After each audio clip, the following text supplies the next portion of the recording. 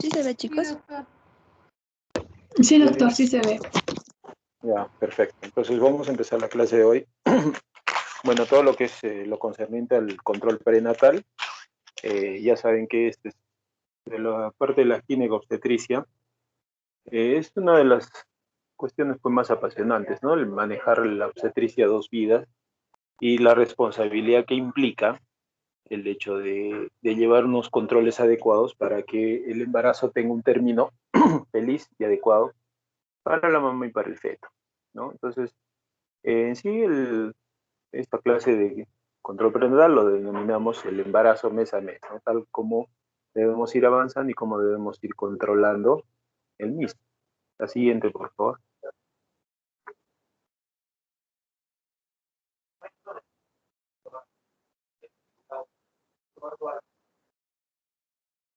Bueno, en esta clase la preparamos una anterior vez, una ponencia que había un video de lo que era relacionado a lo que es la reproducción asistida, pero por cuestión de tiempo no lo podemos pasar. Después yo se los puedo pasar para que lo tengan. Pero lo importante acá destacar es en este índice, o sea, acerca de todo lo que tenemos que hacer, ¿no? O sea, las consultas y el control del embarazo, cómo va de la mano con las ecografías, ahora que está tan en boga, todas las pacientes nos van a pedir ecografías, eso es mandatorio. Ir relatando a la mujer embarazada y decirle que va a sufrir cambios en su organismo, y eso es natural, es lógico, que sobre todo por la determinación de las hormonas, que va a hacer esos cambios, va a sufrir esos cambios. Decirle que tiene que prevenir algún tipo de enfermedades infecciosas que son de fácil transmisión, ¿no?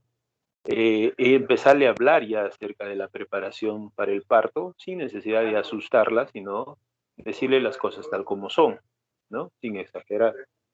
Entonces, eh, decirle también que sepa reconocer cuando está en proceso de urgencia, que debe acudir al médico o a un establecimiento de salud, ir en el transcurso de las evaluaciones mencionándole cuándo ya puede decir que está iniciando su labor de parto. Ella tiene que tenerlo bien claro eso, ¿no? Ella tiene que saber distinguir qué son dolores del inicio de parto y qué no, ¿no? Hacer hacer un recalco de la importancia de la lactancia materna, de los cuidados que deba tener también en el puerperio. Obviamente, todo esto va de la mano con los hábitos que ella misma va a adquirir y sobre todo la forma de alimentación y qué puede y qué no puede tomar o qué puede y qué no puede comer, ¿no?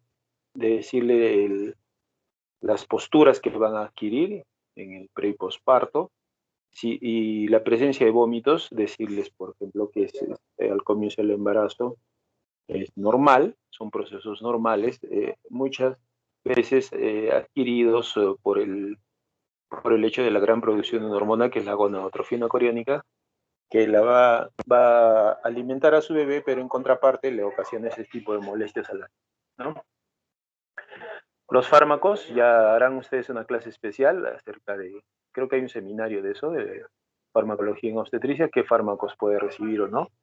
Quitarles de la cabeza ese estigma que dicen que no puede recibir ningún tipo de medicamento, eso es falso, ¿no? Hay procesos en los cuales va a meditar o va a necesitar de un fármaco y como se dice, hay categorías de fármacos que sí les autorizan a que puedan recibirlos o no. La presencia no de las arañas vasculares, que eso es normal, ¿no? Explicarles que en algunos casos es normal, salvo que ella tenga una predisposición a lo que es de repente trombosis o varices, ¿no? Que si de forma exagerada se presentan, bueno, pues debe ir a acudir al médico. Lo importante de la manutención de la salud bucodental, ¿no? Siempre los primeros controles de una gestante están enlazados con la visita al odontólogo. Nosotros estamos obligados siempre a mandarlas al odontólogo porque ya se ha demostrado que muchas enfermedades infecciosas tienen un punto de entrada en la boca, ¿no? En las piezas dentarias maltratadas, con una mala conservación.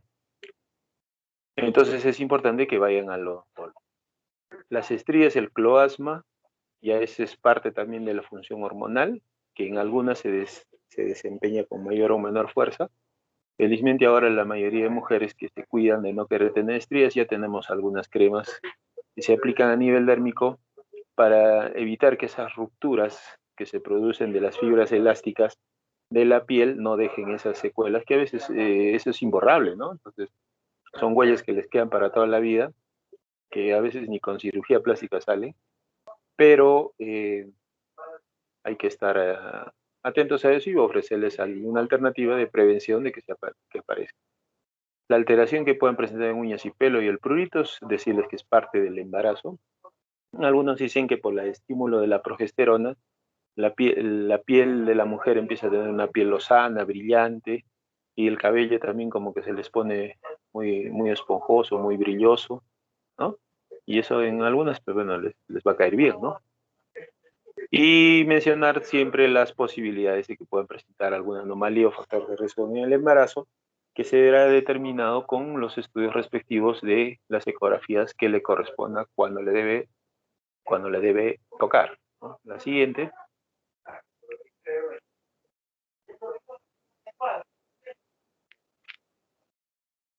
Bien. Entonces, cuando una mujer se quiere embarazar o toda mujer en edad fértil, quizás hasta debería acudir siempre a una consulta ginecológica una vez al año para ver si ya está apta o está preparada para poder ser mamá. Entonces eso es lo que llamamos nosotros la atención o asistencia preconcepcional, como que la vamos preparando para que su embarazo sea llevado de la mejor manera. Parte de esto es la promoción de la salud, ¿no?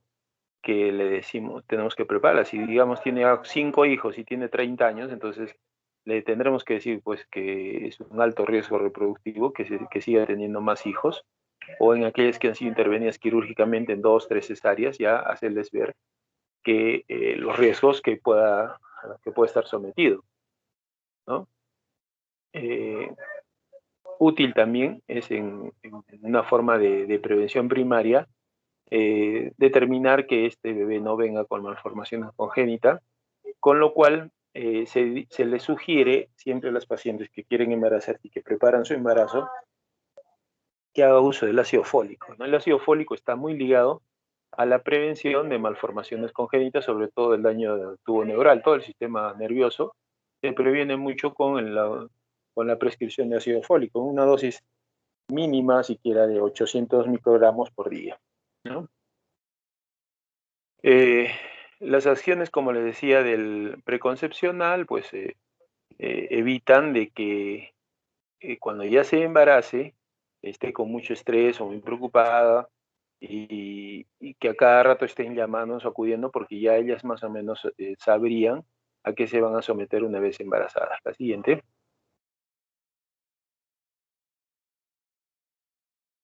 La importancia de este control prenatal es que nosotros sepamos captar a la paciente en las primeras etapas de su embarazo, ¿no? Entonces, generalmente lo que se aconseja es que antes del tercer mes de gestación, o sea, antes de las 9, 10 semanas, nosotros ya debemos tener un control de las pacientes, ya debemos captarlas, debemos aperturar una historia clínica perinatal, que supongo que ya lo han hecho en las prácticas. Bueno, con mi grupo ya lo estamos desarrollando, les estamos explicando bien qué consiste el carne perinatal, realizar la historia clínica respectiva, ¿no? Con todo la importancia de tomar en cuenta los antecedentes familiares, médicos, reproductivos, socioeconómicos, el historial menstrual, los embarazos anteriores y todos los hábitos higiénicos de que asumo que ustedes ya lo han hecho con sus respectivos tutores en, en las prácticas, ¿no?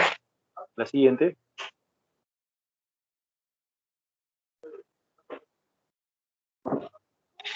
Listo.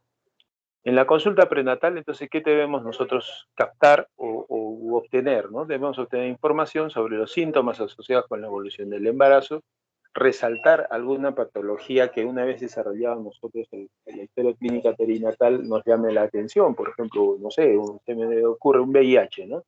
Que nos diga la paciente tiene VIH, entonces nosotros tenemos que resaltar eso, ponerle más énfasis y más cuidado, no solamente para ella, sino también para el mismo examinador, ¿no?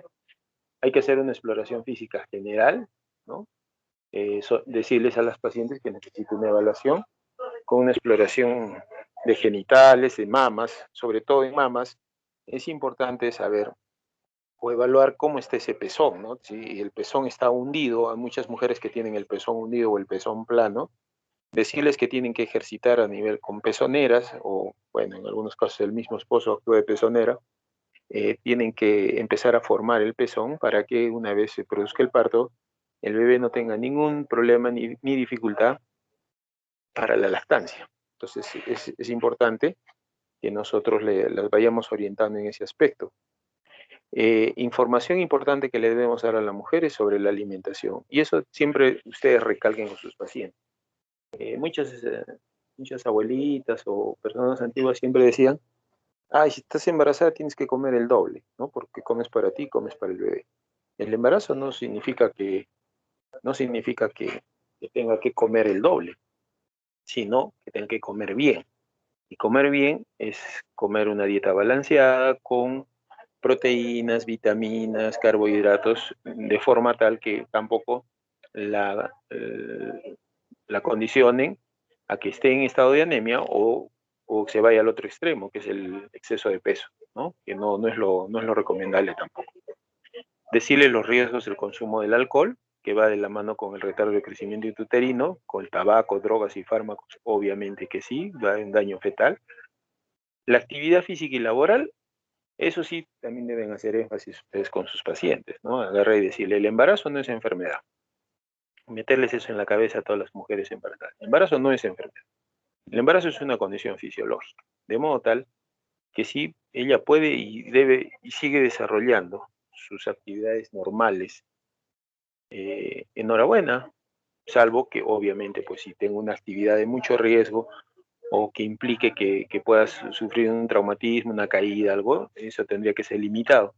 Pero después ella debería seguir haciendo sus labores normales, eso también la tiene distraída y no está pensando, sobre todo en esa gran molestia que es en los vómitos, ¿no? No está pensando en, ya voy a vomitar, me toca vomitar y no es así. Mientras más ocupada esté, mucho mejor. Y los signos de alarma. Cuando ustedes hagan los controles prenatales en los hospitales, ahí generalmente damos unas cartillas en las cuales se menciona y se detalla los signos de alarma, ¿no? Ahí se le dice a la paciente que una vez identificado uno de ellos, que deba acudir inmediatamente a su médico tratante, ¿no? La siguiente.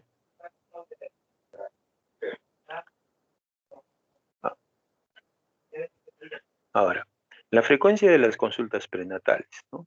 Esto, bueno, va a determinar mucho de la predisposición que tenga la paciente, la cercanía y el acceso a los establecimientos de salud, ¿no? Pero lo que se recomienda es que siquiera hasta la semana 36 debe ser mensual, máximo cada 6 meses, ¿no?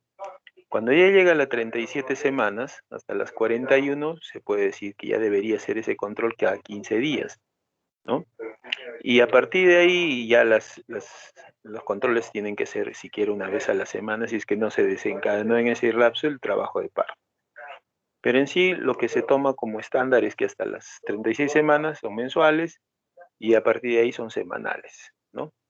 Sea por hospital, sea por consulta privada, pero siempre la paciente tiene que estar al tanto de todas sus condiciones y no informarnos cómo está yendo su embarazo y como ya va a saber identificar los dolores de inicio de trabajo de parto, entonces y nosotros podemos guiarnos a partir de ahí, ¿no? Hay que hacer una vigilancia estrecha ya cuando estamos a partir de la semana 37, ¿no? En toda embarazada siempre es un riesgo, nunca se sabe cuándo puede presentarse una alteración obstétrica que determine que tengamos que intervenir a veces de forma inmediata, de urgencia, por A o B circunstancias que se complica la vida, sobre todo la vida del feto. La vida de la mamá, bueno, es obvio que es preponderante sobre la vida del feto, pero por eso es que nosotros estamos que estar en vigilancia constante, ¿no? Las exploraciones físicas y las pruebas de laboratorio, ¿no? La siguiente me pasa, ¿no? Generalmente siempre se hacen al comienzo de la consulta, ahí ven ustedes un cuadrito, todo lo que se debe hacer en la primera consulta y a partir del segundo trimestre, ¿no? Ya lo que es la parte de la historia clínica, identificación de riesgo y las actividades, en cada momento de la consulta se harán. Las exploraciones físicas generalmente se hacen al comienzo, con las exploraciones genitales, la talla y el peso sobre todo para ir controlando, y los análisis de laboratorio respectivos, que son básicos para a partir de ahí saber si estamos ante un proceso infeccioso o un riesgo de algún proceso infeccioso. El siguiente. En el,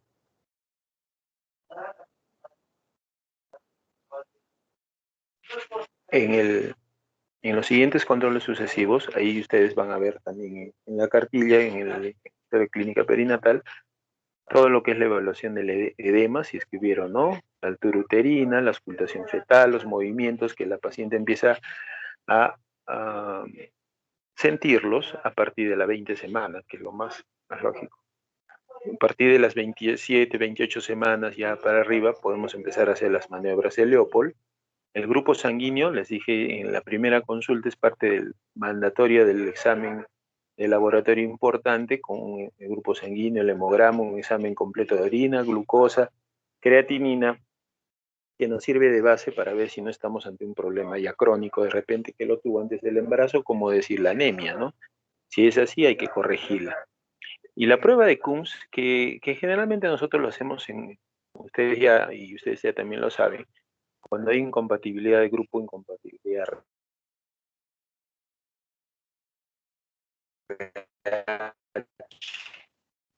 ¿no? Pero sí nos va a preocupar en el segundo, eso es importante y mandatorio, ¿sí?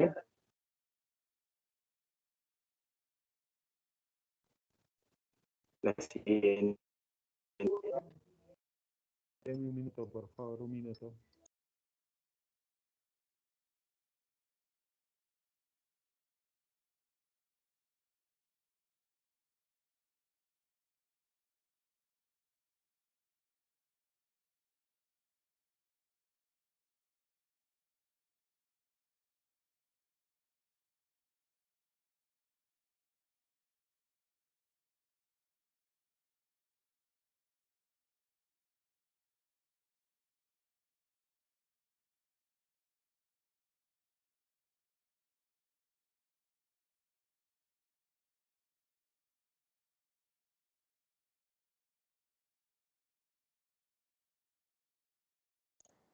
Ya, bueno, seguimos. Entonces, la exploración ecográfica, ¿no? Que ustedes saben que es importante y trascendental en todas las pacientes embarazadas. Lo primero que van a pedirles es que hacer una ecografía, ¿no? Entonces, algunos pacientes también que uno les plantea, les plantea la... Sí, estoy saliendo y me olvidé la mascarilla.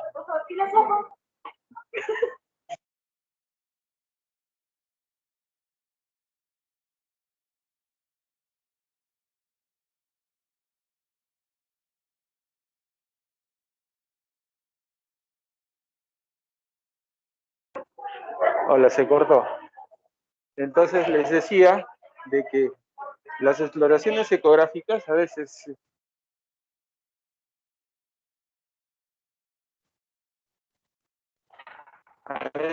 tienen un O nos presionan.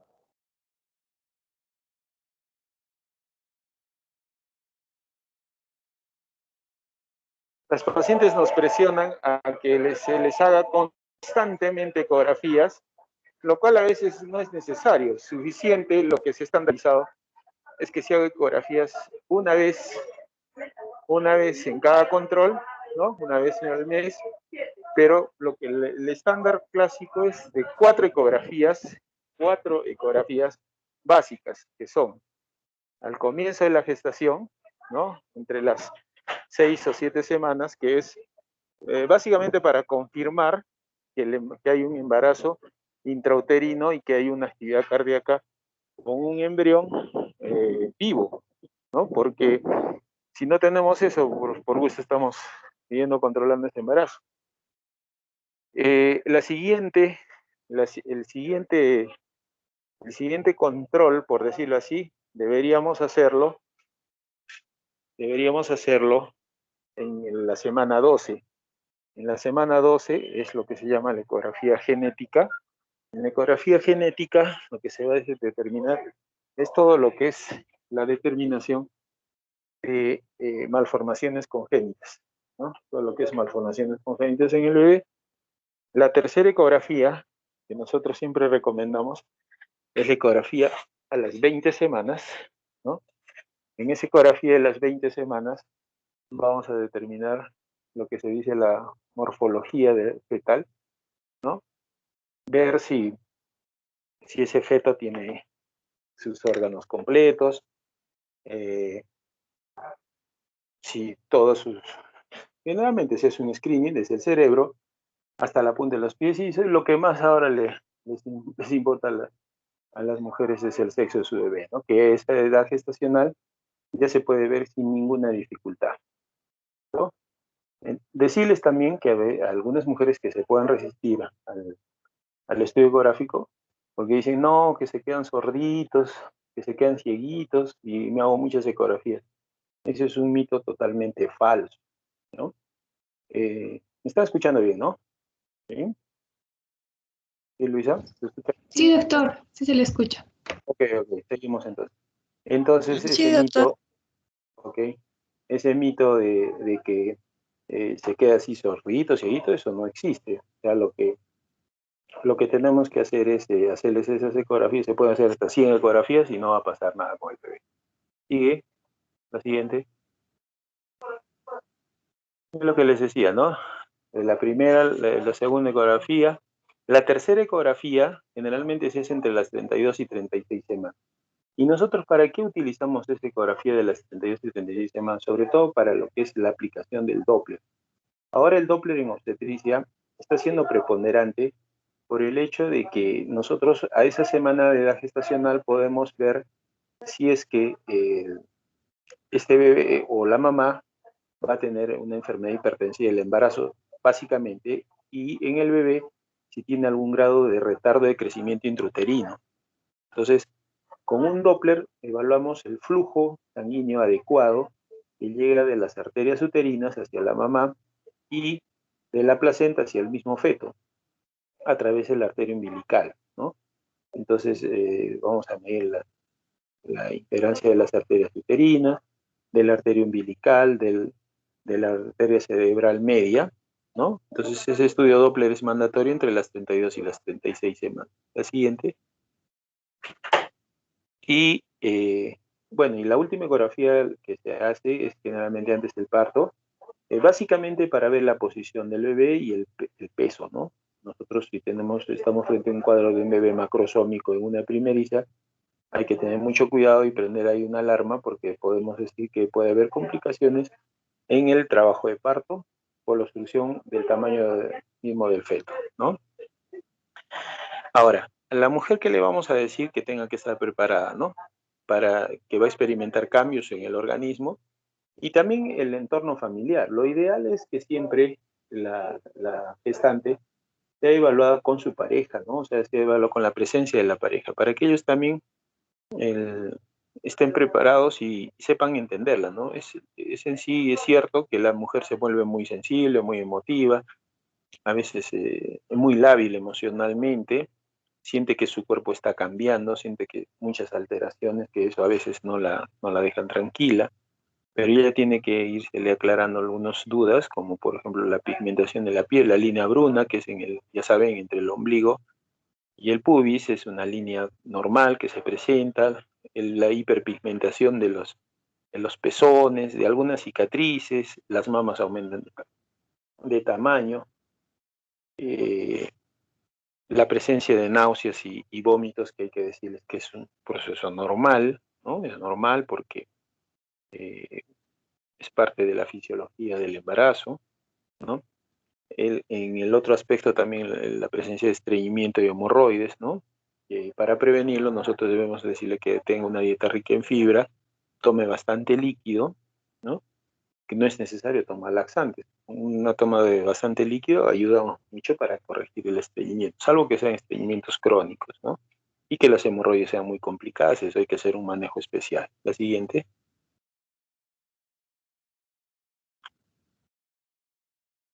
En algunas mujeres ya tienen de por sí varices, entonces estas varices a veces se van a exacerbar. Decirles que tienen que ser una ropa holgada, que no debe estar mucho tiempo ni parada ni sentada, que si puede estar echada, mejor con las piernas en alto, o si no, usar unas medias especiales, medias elásticas, que previenen que se pueda desarrollar a partir de ahí de las varices o algún trombo, ¿no? Puede ser bien complicado. Esa posición también va de las piernas en alto, va a condicionar a que la hinchazón de pies y tobillos baje. El dolor de la espalda también es normal que se presente por el encorvamiento que va a ir presentando la paciente. Como ustedes han visto varias, empiezan a caminar como un patito con las piernas abiertas y se encorvan la columna. Entonces, eso les ocasiona dolor. Decirles que con cualquier analgésico eso puede ser subsanado, ¿no? Otro factor que les empieza a inquietar también a las mujeres es que dicen y mencionan que quieren orinar a cada ratito, ¿no? Que cada rato las llama a orinar. Eso obviamente es por la compresión y empieza a hacer el útero conforme va creciendo sobre la vejiga y estimula a que ésta se empiece a contraer, ¿no? Entonces decirles que es un proceso normal. ¿Sigue? La siguiente. Les decía de que es importante que en estos controles de embarazo acudan con la pareja, ¿no? Para que en este caso el futuro papá participe activamente del control del embarazo y se sienta parte importante también para el desarrollo de su hijo, que le hable a su bebé, que la entienda la paciente, que le ayude a controlar ese miedo que podría presentar, ¿no? La mujer se va a sentir más protegida, enseñar a relajarse, que respire adecuadamente, de enseñarle a los dos para que el varón también la oriente a la mujer en la casa y le diga cómo tiene que respirar. La actividad sexual no debe ser restringida, nada de que no, 9 meses no puede tener actividad sexual, eso no es cierto. Obviamente que tiene que tomarlo puede tener relaciones sexuales cierto cuidado, ¿no? Sin exagerar las cosas como se dice. La siguiente. Entonces decíamos que las consultas ya se deben ser periódicas, ya han visto cómo deben ser hasta las 36 semanas, luego de las 36 a las 38, 39, luego las 41, ¿no? Esa secuencia de un mensual, quincenal y semanal, ¿no? Pero eso no quita de que decirles que cuando las presenten vómitos, diarrea, dolor al miccional, dolor de cabeza, hinchazón, la siguiente, o alguna hemorragia o pérdida de líquido, dolor abdominal intenso, que tenga fiebre de la nada o dolor de cabeza muy intenso, no dude en venir a la consulta, la siguiente. Entonces, como nosotros durante los controles le vamos a empezar a enseñar cómo se debe preparar para el trabajo de parto, decirle de que las contracciones uterinas son un dolor que va a presentar en la zona del abdomen, que se le va a poner como una piedra así duro, ¿no? Pero que para que sean realmente contracciones de preparto o de parto, estas deberían ser siquiera de 2 a 3 en 10 minutos, tienen que ir controlando, que dure de 25 a 30 segundos, tengan 25 a 30 segundos de duración, ¿no? Y que sean, por decirle así, que dure ese momento, ese tiempo y que sean cada 3 minutos, ¿no? Entonces, cuando es así, debe acudir, o si no, cuando sienta que haya pérdida de líquido por la vagina, cuando se sospecha de la ruptura prematura de membranas, la paciente lo que les va a decir es de que se siente como que se ha orinado, como que le ha bajado bastante líquido, como que se ha orinado. Entonces ahí debe acudir al hospital o que empiece a perder sangre, ¿no? Que diga que está consangrado también obliga a que acuda de inmediato a su control. La siguiente. Lactancia materna, ¿no? Una vez que ya se produce el parto y todo eso, de hacer énfasis también en los controles prenatales que mínimo debe dar siquiera pensar en dar de lactar a su hijo 6 meses, ¿no? Es lo que recomiendan. Bueno, los pediatras ahora últimamente están recomendando que sea un año. No más de eso tampoco, pero porque si no se descalifica. Pero sí hacer énfasis en lo que es la lactancia materna. Es parte y obligación nuestra de los ginecobstetras hablarles de la lactancia, ¿no? No es un tema que solamente deben manejarlo los pediatras. Es la alimentación más segura y la mejor para el bebé, le crea muchas defensas, el sistema inmunológico lo fortalece. Debe iniciarse ahora, estamos proponiendo que sea inmediatamente se produzca el parto.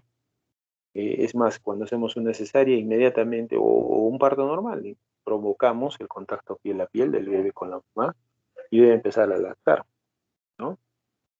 Para que tenga una buena cantidad de leche, recomendarle que tome más líquidos de lo normal, ¿no? Si puede tomar, que de preferencia que sean más lácteos, enhorabuena. Obviamente seguir sin los hábitos nocivos como es el tabaco y el alcohol, que nada le va a ayudar, porque también eso le pasa al bebé, sobre todo el alcohol. La mamá es bebedora, la leche le va a pasar al bebé. Entonces, tener cuidado con los medicamentos que pueda estar recibiendo, porque ya a partir de la lactancia le puede estar pasando también, ¿no? Algunos vegetales que se les recomienda que no coma, por ejemplo, la coliflor, los espárragos, eso, mencionan los pediatras también en asociación con nosotros de que le cambia el sabor a la leche. Entonces, el bebé como se porta un poco inapetente porque no le agrada pues ese olor, ¿no? Y últimamente que estábamos ya analizando y que se toma muy en consideración es el hecho de que antes se decía que mientras esté dando de lactar no se puede embarazar. Eso es algo que ya es un mito que se está borrando porque el famoso MELA, ¿no? No sé si han escuchado el MELA, que es el método de la lactancia materna, dicen los estudios de que solamente quizás garantizando 8 tetadas de 30 minutos cada tetada al día podría garantizar un método efectivo de planificación familiar, pero ya se ha visto muchos casos y se ha dado sorpresas en que las pacientes, a pesar que están adelante, quedan embarazadas. Entonces, hay que decirles que no se confíen, que acudan a su consulta y es mejor iniciar un método anticonceptivo paralelo. La siguiente. Una vez que tuvo su parto, nosotros empezamos a hablar de lo que es el puerperio, ¿no? El puerperio se denomina todos los 40 días después del parto, ¿no? En este caso, como todavía están eliminando los loquios, ¿no? El cuello uterino está entreabierto, en este caso ahí sí se le debe recomendar que no deba tener relaciones sexuales si quiere esos 40 días, ¿no? Porque está expuesto el útero, ¿no? Ya que el cuello está abierto, y cualquier germen puede entrar, asociarse y determinar una infección, no solo en útero, sino en trompas, en ovarios. Entonces, pedirle eso, ¿no? Que trate de evitar, si quiere, esos 40 días, de evitar tener relaciones sexuales mientras bajen los loquios. Obviamente, hacer el recalco en el cuidado de las mamas, lavado de manos, los pezones siempre antes de dar de lactar, ¿no? Y si hubiera alguna alteración de eso, pues que siempre no dude en acudir a un médico para reforzar cualquier duda que tenga o ya empezar a hablar lo que es planificación familiar. La siguiente. Vamos a hacer énfasis a algunas de las signologías o patologías más frecuentes que puedan presentarse mientras están embarazadas. Lo principal son los vómitos, ¿no? Entonces, ¿nosotros qué debemos hacer? Consideraciones generales para la mujer que dice, ay, doctor o doctora, yo lo que más me intriga y me molesta es que estoy vomitando todo. Entonces, decirle uno que tiene que fraccionar sus alimentos. Si antes comía 3 veces al día, desayuno, almuerzo y comida, pues ahora tiene que comer 5. Fraccionar su desayuno, fraccionar su almuerzo y de preferencia en la noche no cenar o cenar algo muy suave, ¿no? Una mazamorra, una mandioca, una ensalada de frutas. Prohibirle definitivamente los carbohidratos en la noche y las carnes, porque todo eso tiene un proceso de fermentación. Ese proceso de fermentación determinará esa acidez, esa amargura en la boca, que se va a levantar en la mañana con muchas ganas eh, de querer vomitar, ¿no? Entonces, eh, como ven ahí la diapositiva, tomar bastante líquido, comer poco y muchas veces, o sea, unas 5 comidas al día. Evitar las grasas en la medida de las posibilidades porque la grasa, ustedes saben que durante la gestación la digestión se hace un poco lenta, ¿no? La producción de bilis se enlentece, entonces no hay una emulsificación, no hay una trituración, por decirlo así, de las grasas, entonces si ingesta grasa le va a empezar a caer mal, ¿no? Ahora, eh, nosotros tenemos que decirle qué fármacos tiene y puede manejarlo, ¿no? Ahí en ese cuadro ustedes lo tienen, si quieren lo guardan. Pero ya cuando hagan los seminarios respectivos, seguramente que se van a aclarar todos los fármacos que puedan o no puedan recibir. Generalmente los vómitos se manejan solamente con un régimen dietético, ¿no? Una buena educación de cómo debe comer y explicarle que generalmente duran hasta las 12, 13 semanas, que ya empieza el proceso de la placentación, y cuando se da la placentación, bueno, entonces el influjo de la gonadotrofina baja considerablemente y por ende cesan los vómitos. Entonces explicarles que es un proceso normal, que no va a durar, ellos a veces piensan que les va a durar durante todo el embarazo, y no es así. Entonces hay que, en cierta forma hay que desestresarlas, ¿no? Siguiente. Otro de los cuadros que se suelen presentar, que muchos vemos acá, inclusive mujeres que vienen de buenas familias y todo eso, es la anemia, ¿no? Entonces nosotros, para considerar anemia, bueno, la literatura dice menos de 11, pero en Arequipa menos de 12, ya debemos considerar que es una paciente anémica. Entonces ustedes saben de que una paciente anémica va a determinar hijos anémicos, ¿no? Si ella no controla o no corrige esa anemia, pues su bebé va a quedar chico, no va a tener un desarrollo adecuado y con consecuencia a veces que nacen con ciertos problemas, ¿no? Entonces, para norma ya en el Ministerio de Salud, en otros lugares donde se atiende, se le recomienda el hierro, ¿no? Que debe ser, dicen, de 30 miligramos por día, ¿no? Y que inclusive esto debe ser sostenido hasta después en la lactancia.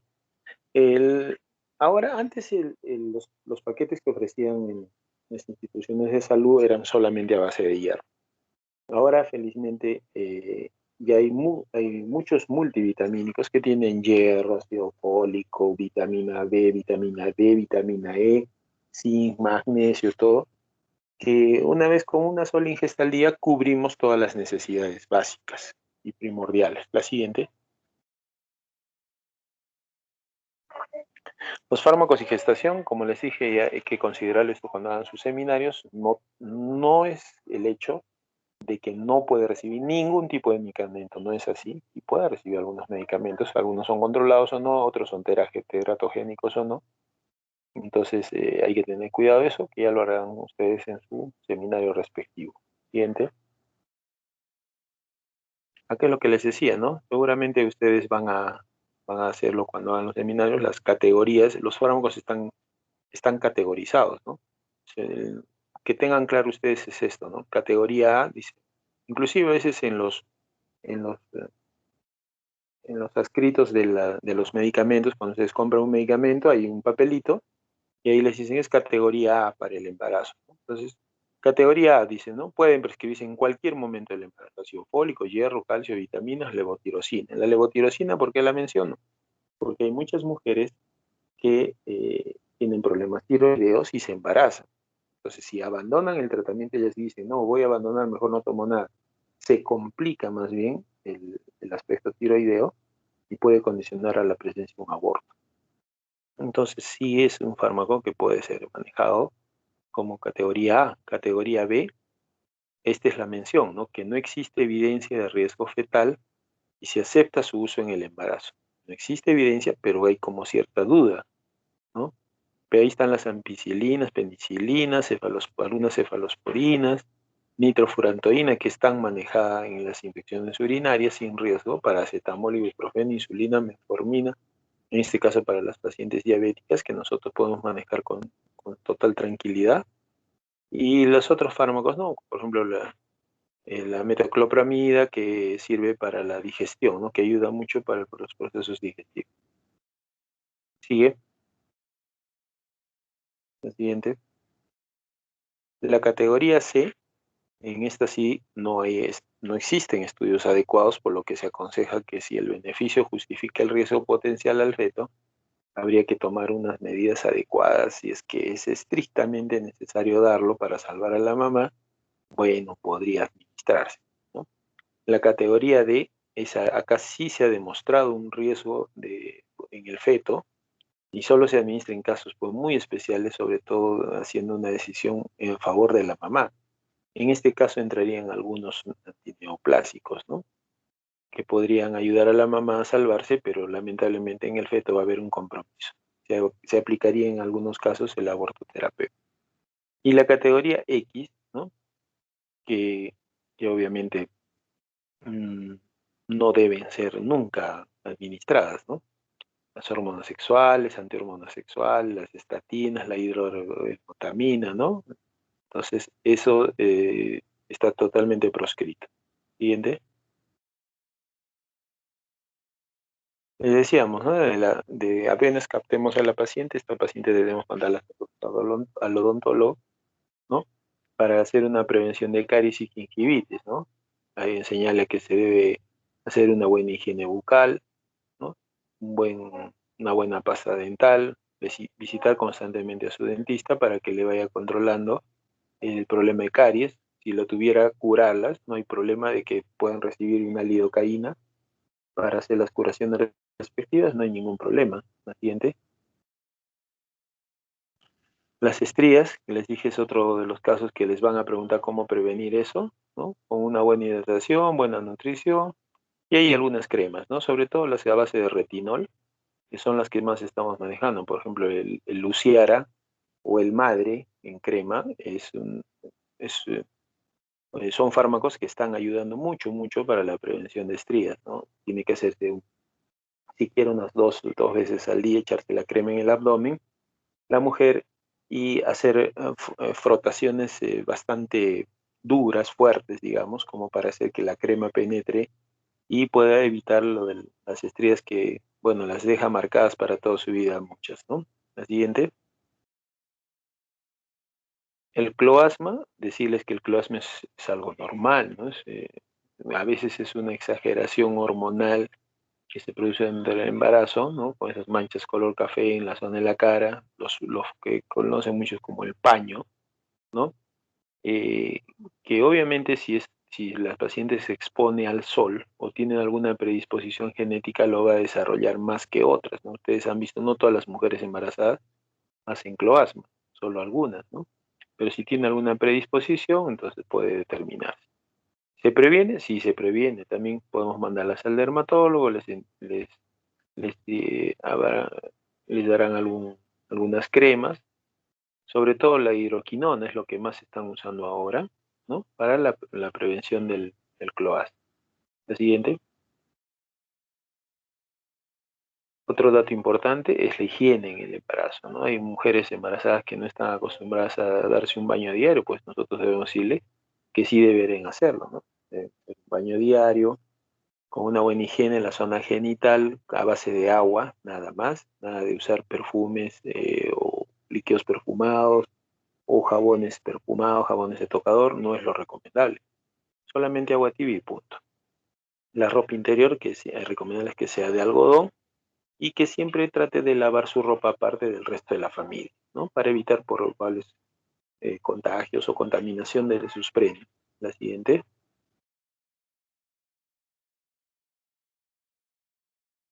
Entonces, nosotros cuando hacemos una valoración estricta desde los primeros controles, ya debemos catalogarlas a nuestros pacientes en dos modalidades, como alto riesgo obstétrico o como bajo riesgo obstétrico. Ya ustedes manejarán el carnet prenatal y verán que prepondera la marca, digamos, en los casilleros amarillos o rojos, o por los antecedentes mismos que nos cuentan las pacientes, podemos ya calificarla si es una paciente de bajo riesgo o es una paciente de alto riesgo. Es a partir de ahí donde nosotros debemos poner mucho énfasis en sus controles. De repente no tiene ningún antecedente, pero es una gestante de 15 años, es una gestante de alto riesgo, o de repente es una paciente que tampoco tiene alteraciones de ningún tipo, pero tiene 40 años y es su primer embarazo, también será una paciente de alto riesgo. La paridad, los antecedentes quirúrgicos y todo, toda la serie de patologías pueden determinar si estamos ante un alto o bajo riesgo. La siguiente. Muy bien. Muy bien. Yo creo que esas son las consideraciones especiales que ustedes tienen que tener para el control prenatal en un primer encuentro con las pacientes, para que sepan llegar en qué deben hacer énfasis y en qué otras cosas quizás podrían, como se dice, manejarlos y orientarlas bien a las pacientes. ¿Ok? Bueno, creo que hemos cumplido los 45 minutos. Les agradezco su atención. ¿Alguien tiene alguna pregunta?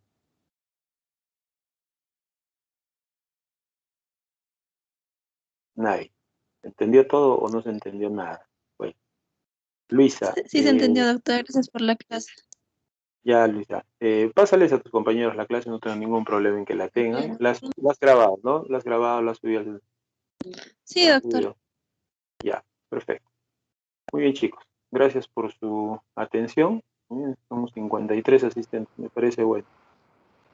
Crisia, ¿quieres preguntar algo? No, doctor. Ah, ya, tú has sido mi alumna, creo, el año pasado, ¿no?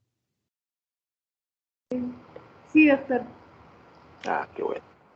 Ya, chicos. Entonces, bueno, cuídense mucho y vayan a votar el domingo conscientemente, ¿ah? Nada de champú.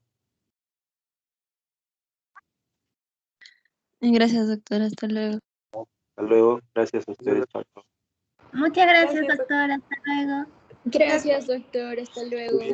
Cuídense, cuídense.